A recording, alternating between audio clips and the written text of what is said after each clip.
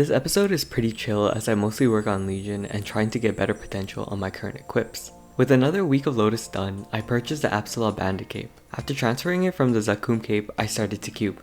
During the process, I was able to get it to Legendary, and with the very next cube, my shoulder was ranked up to Legendary as well. The luck was really nice that day. I was able to get the cape to 27% luck stat and the shoulders to 23%. With the new stats, I decided to verse Helix. I knew I needed to start doing Helix ASAP for the chance of getting superior drops and the increased coin drop as well. I didn't play as well as I wanted to, but I was still able to pull it off. With Helix defeatable, I now had a faster option to progress. The next stop was the Labyrinth. The questline was pretty long. It could be due to the fact that I cannot read and have no clue what I was doing at this part. Also, I wonder who the main villain is. No way it's Azalin. Honestly, the most obvious plot twist in the world. I knew I couldn't make any big progress for a while as I wait for Golux drops and enough coins for the Golux equipment.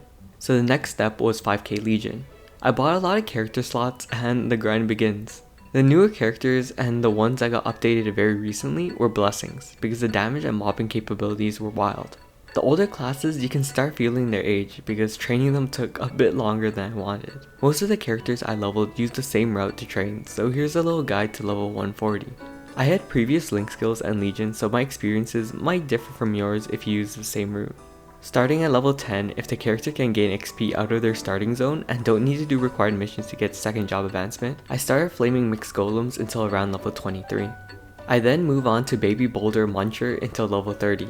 From there I start and finish the Gold Beach theme dungeon. You can go to Rihanna Strait right after to level up, but after doing both Rihanna Strait and Gold Beach for multiple characters, you kinda don't want to. You should be around level 45ish from one theme dungeon. From there, I move on to Wallborland and stay until level 52. I move to Military Camp 1 and stay until level 60. I then go to the Silent Swamp and verse the Copper Sand Drakes to level 71. Right after, I move to Ice Valley 2 and fight Whitefangs till I'm around level 80. I move on to Sahil 2 and fight Sand Rats and Scorpions till I'm level 85 or 90 depending on how strong my character is. From there, I stay at Authorized Personnel only till level 97. After, I fight Zakum Arms with a 2 XP buff or Ruin, and with it, I level above 100. After that, I just stay at Zakum and after every 30 minutes, re-enter, destroy the arms, leave, and then rinse and repeat. It takes a long time, but it's a lot more time efficient than leveling a character all the way to level 140, and then working on a new one. Boring, but it's not too bad. I finally hit 5k Legion and I was really hyped. But when I looked at the grid, I realized that to unlock all the spots, you need to be Heroic Legion 2, which was 6k. Back to the mines for me. After a couple more days, I finally hit 6k Legion and I got to Heroic Legion 2, unlocking all the grid spots. And with a couple of minutes figuring out where everything should go, here's what I came up with. I focused on getting all the slots and critical damage filled up and almost finished the boss damage spots, but I'm still missing a few. I would put some in ignore enemy defense if I had more units to place, but I figured I had pretty high IED already even without Legion. Just something fun to add, I got the Rock Spirit Roid and it is very cute. I also got my Errand to level 210 using a lot of extreme growth potions and using the Grow the Rock Spirit XP coupon exchange. 30% off Starforce came around and I knew I had enough Absolab coins to get the Absolab weapon.